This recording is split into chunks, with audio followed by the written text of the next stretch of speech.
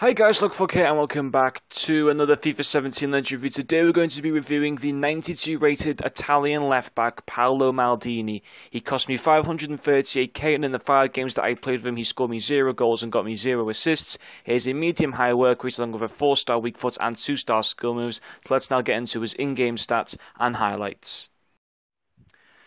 Okay guys, so getting into Paolo Maldini's in-game stats, the 4 main stats on his card which stand out to me are his 91 reactions, his 96 standing tackle, his 95 marking, and his 94 interceptions. He has the specialist of tackling and tactician, along with the traits of injury prone and team player.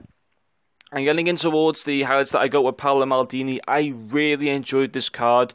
First of all, I'm going to get into his first pro being his strength. Now, for me, his strength was fantastic. I did play him as a centre-back position. I'll mention why I transferred him over from a left-back to a centre-back a little bit later. But for me, his physical was fantastic. 80 physical for somebody playing in a centre-back position on paper isn't that good. But for me in game, guys, the 80 physical was fantastic. You've also got to consider he is at a height of 6'2", which already usually means tall players are going to have good physical. That's just a fact of life, and Maldini is definitely like that in-game. He was just fantastic with his physical. You'll see in many clips he was able to shrug off many players with quite ease, to be honest, and then go and make a good pass towards the rest of my team to go and get like a counter-attack started off. Definitely his physical being one of his big pros to his card.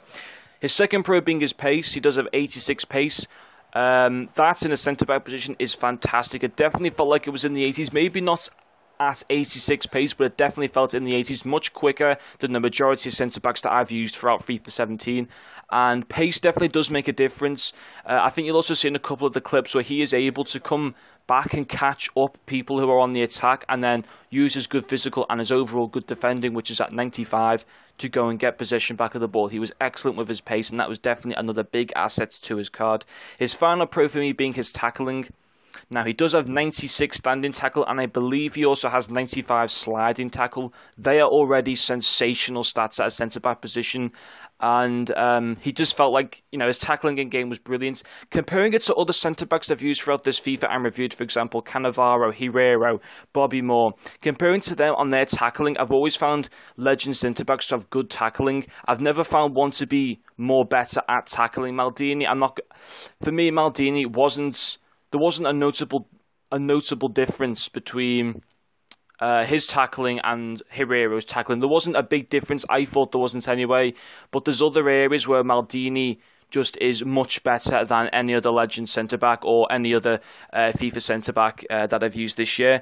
So there are his 3 pros. In terms of cons, he doesn't have any cons for me. The only thing I would say is that when I'm playing him as a centre-back, in set pieces, he wasn't really great for me. Having said that, I only did play him for 5 games, so it was going to be unlikely that I was going to score us from a set piece in those 5 games. But just in general, scoring obviously isn't a necessity at all for a centre-back. It's all about defence, defence, defence. And he was definitely good at that.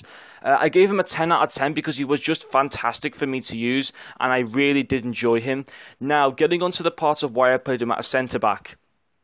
So, I spent 538k on this guy, which is a little cheaper than what you'll actually get him for. He's around about 550 to 600k usually.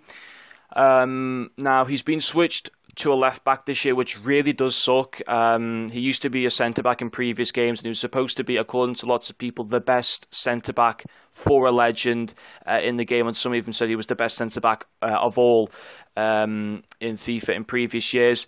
And for me, I thought, you know what, I'm just going to play him as a centre-back, because some people say, I'd have to actually look at some videos to update myself on like my chem knowledge and all that kind of stuff, maybe watching a Penfez or something, but some people think that by playing another player out of position, who will be then on lower chem than what he would be in his normal position, a lot of people think that kind of degrades down the stats. Now, I don't know whether to believe that or not to believe that, but for me, using him at a centre-back, I felt he played to the stats that his card said he did, and he was fantastic for me in the centre-back position.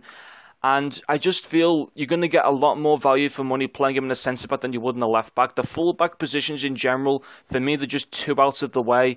And you're just not going to get your value for money at all in a left-back position. I don't personally think that anyway. I obviously reviewed Roberto Carlos recently, and I put him at a left wing. Got much more enjoyment out of him than what I did, or than what I would have using him as a left-back position. And I have no doubt that Maldini would play well in the left-back position. He definitely would. It's just, why play him there? It just makes so much sense to play him as a centre-back because he's got the stats to play there. Even if he is going to take a hit on some of his stats not being as good from a left-back going into a centre-back position, he's got such good stats, 95 defence, putting him to a centre-back on 5k, we're still going to probably have at least like 90 defence.